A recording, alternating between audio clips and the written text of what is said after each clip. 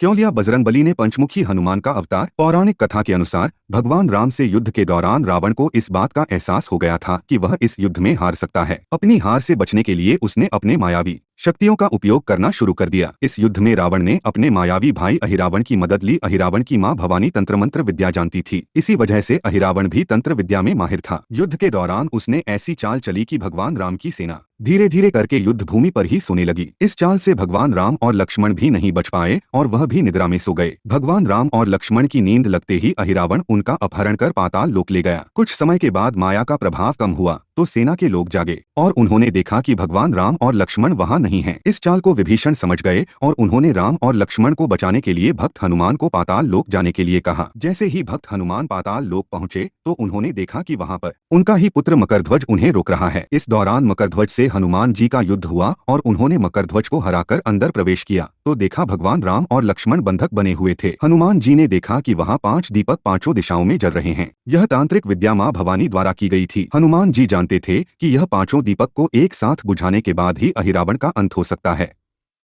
इसी समय बजरंगबली ने पंचमुखी हनुमान का रूप धारण कर अहिरावण का वध किया।